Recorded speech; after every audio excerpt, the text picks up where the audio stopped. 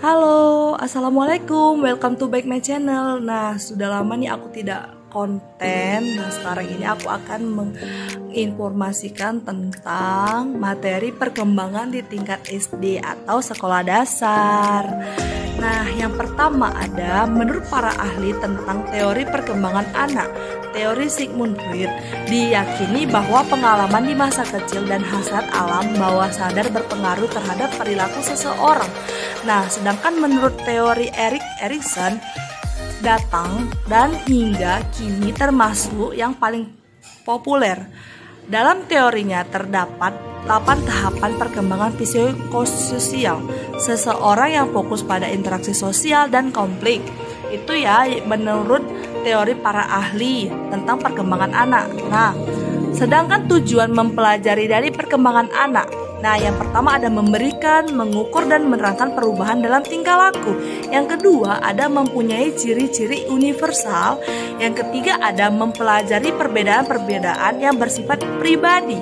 Yang keempat ada mempelajari tingkah laku anak pada lingkungan tertentu yang menimbulkan reaksi yang berbeda. Nah, yang kelima ada mempelajari penyimpangan tingkah laku yang dialami seseorang.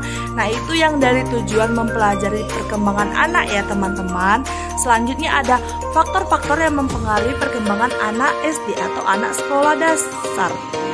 Pada umumnya, anak memiliki pola pertumbuhan dan perkembangan normal yang merupakan hasil interaksi banyak faktor-faktor mempengaruhi pertumbuhan dan perkembangan anak. Nah, faktor yang pertama ada faktor dalam, yang kedua faktor luar, yang ketiga ada faktor persalinan dan pasca persalinan, yang keempat ada psikologis, yang kelima ada sosioekonomi, yang keenam ada lingkungan pengasuhan. Nah, yang ketujuh ada stimulasi, yang ke-8 ada obat-obatan. Semua sudah saya paparkan ya teman-teman seperti di slide kita ini. Selanjutnya ada perbedaan individual anak usia sekolah dasar. Perbedaan individual seorang anak akan terjadi pada setiap aspek perkembangan anak. Aspek perkembangan tersebut yaitu pada aspek perkembangan fisik, intelektual, moral maupun aspek kemampuan.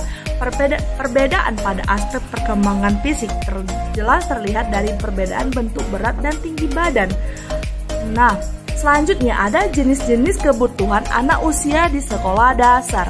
Istilah kebutuhan dorongan atau motif pada kehidupan sehari-hari sering digunakan secara bergantian. Namun demikian, secara konsep ada perbedaannya ya teman-teman. Kebutuhan lebih mengacu pada keadaan yang dimana seseorang terdorong melihat sesuatu karena adanya kekurangan pada jaringan-jaringan di dalam dirinya yang lebih bersifat fisiologis.